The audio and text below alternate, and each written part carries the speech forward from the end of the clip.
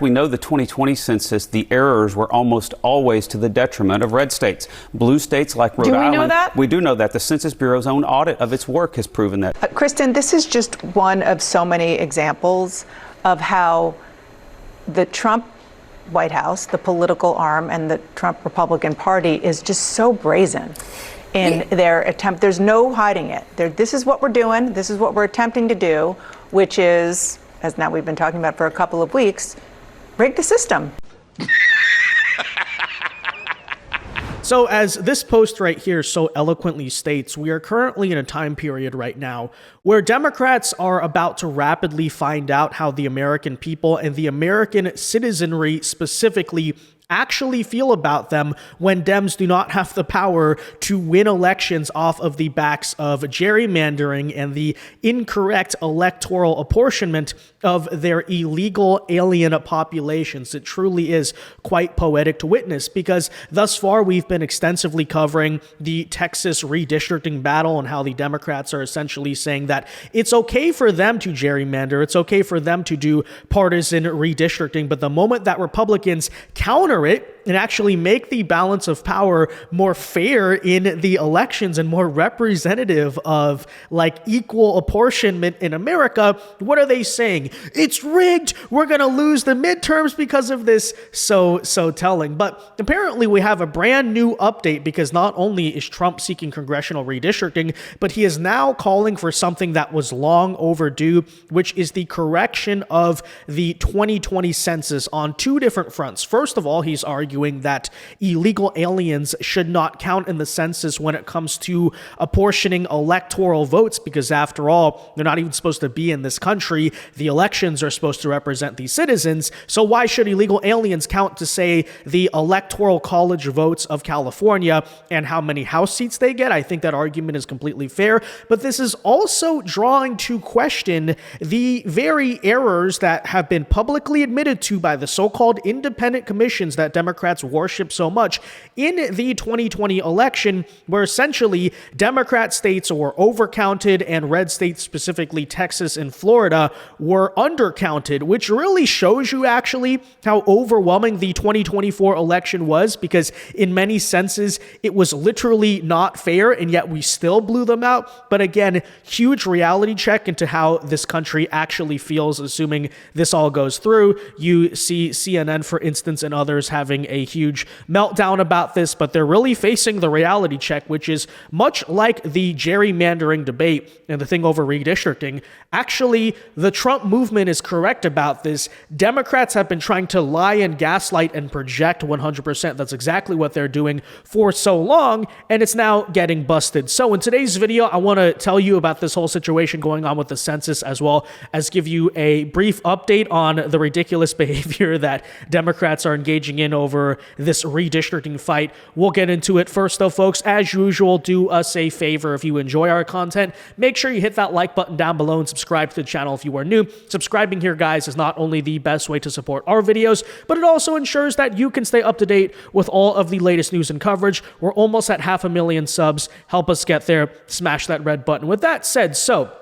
we have even more ridiculousness. I want to start here by pointing out what Illinois Governor J.B. Pritzker is going on about, because, of course, as many Texas state legislators right now have fled to Illinois, and many conservatives are obviously pointing out the sheer irony in that. They're trying to protest gerrymandering by going to arguably the most gerrymandered state in this entire country. That's exactly what Illinois is, right? You look at this Democratic district that they drew in a skinny little line out of the red area of the state. Even zoom in on what inner city Chicago, actually the Chicago area, I should say, actually looks like. It's pretty ridiculous. But you have Pritzker here, guys, claiming after approving this congressional map, okay, and this is again just the sheer dishonesty, the shamelessness, the projection of these people, hence why I don't take any of them seriously, right? I've said in our past several videos about redistricting, I totally reject Democrats' calls for a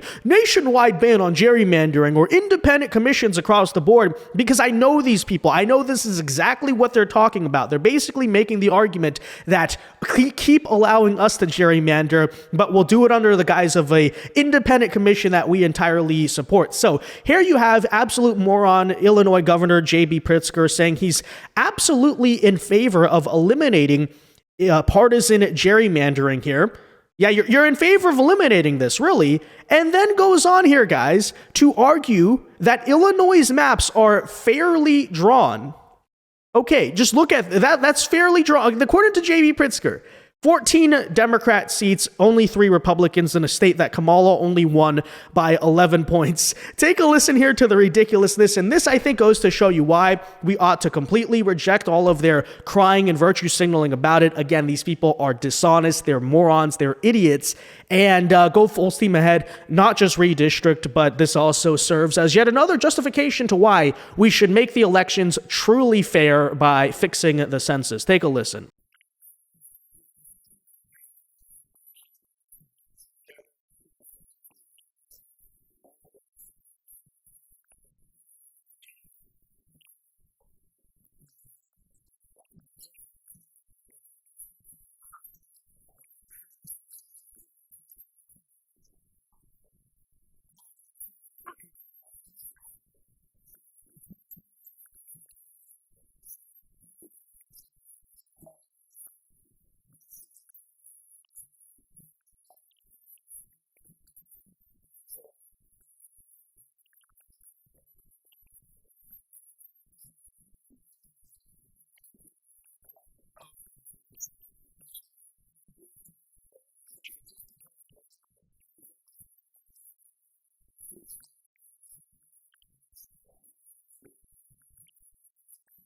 Really?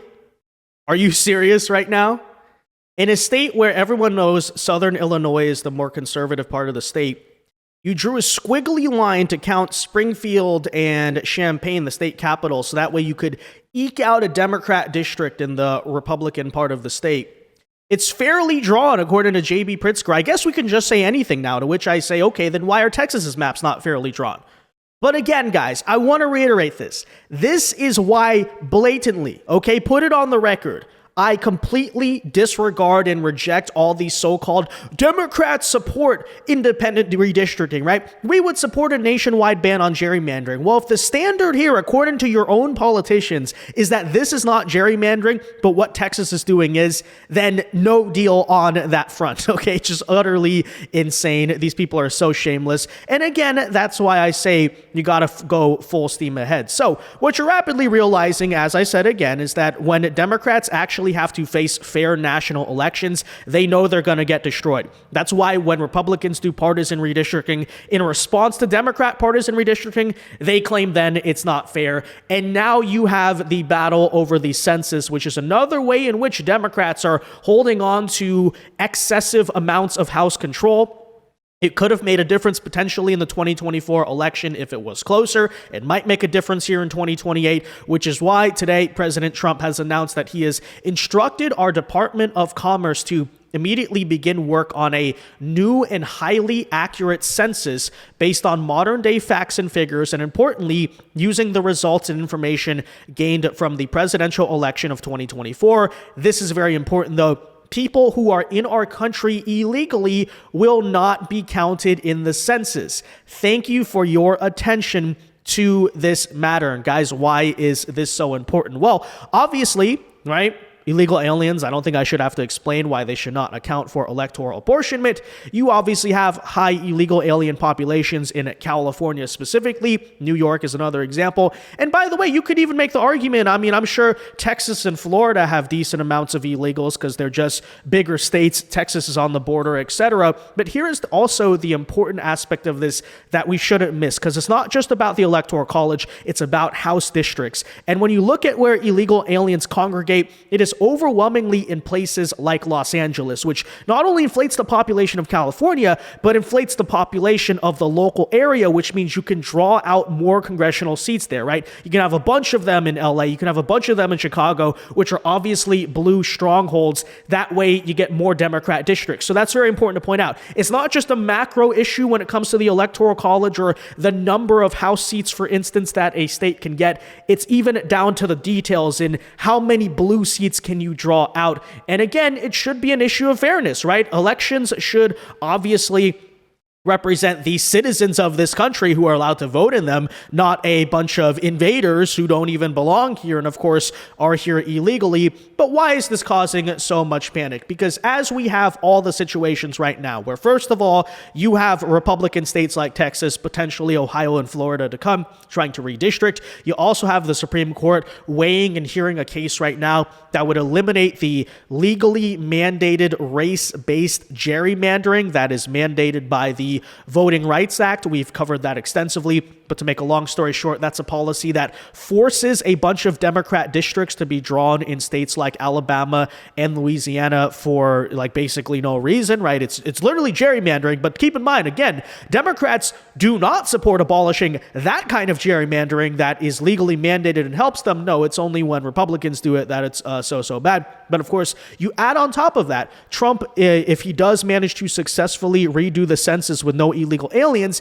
this could result in Democrats losing about 20 to 40 House seats across the board. And to make a long story short, barring some type of huge landslide victory, it's very unlikely that they would ever even be able to really hold power again unless they radically transform and change their party, not, put this veneer on. Look, we're the same Trump deranged idiots, but we're, brand new all of a sudden because David Hogg is in charge or something like that. It's worth noting as well, you look at the future census, right? This is even if we don't manage to get this one done, this is what Democrats are looking at in the next decade. Florida is estimated to gain 4 seats, Texas 4 seats, California will likely lose 3, New York will lose 2. This would result in Republicans gaining overall about 10 Electoral College votes, and I don't think I need to spell out the math as to why. That is a disaster. It would make the race to 270 obviously a lot easier on that front. You can see here another projection stating that it could collectively cost Democrats about 32 to 42 House seats in a worst case scenario. Yeah. I mean, look, you already look at 2026. It's already on track to be pretty competitive. But even then, right? Maybe even look back to 2024 and 2022 when obviously Republicans underperformed, it felt like. And obviously, I'm not here to make excuses for that. I think that obviously there are genuinely a lot of systemic problems in terms of the Republican Party's ability to turn out voters when Trump is not on the ballot. But now when you revisit that at the same time, it's like, okay, when Trump carried the national election in such a huge fashion for modern standards, why was the Republican House majority so slim? Maybe it's because of behavior like this, right? Democrats literally rigging the game, and we're now on track to fix it, guys. If you do not believe me, I mean, just take a listen to Stephen Miller explaining how big of a difference this would make if we, first of all, take illegal aliens out of the census, but also, as we'll explain in a second, even that aside, fix the genuine apportionment and counting because it was massively screwed up in 2020. Illinois, Chicago, New York, Massachusetts. Democrats have gerrymandered the vote beyond recognition to try to maintain their advantage in the House elections. On top of that, let's not forget, Democrats rigged the 2020 census by including illegal aliens. Remember, they sued Donald Trump. They sued the administration. They fought tooth and nail to include illegal aliens in the census. 20 to 30 of House Democrat seats wouldn't exist but for illegal aliens. Texas is taking just a small corrective step against this ocean of fraud, this ocean of abuse by the corrupt Democrat Party, Sean. And, I really have to say that watching all of this right now has to make you rethink everything about our politics for the past several years, especially under the Trump era.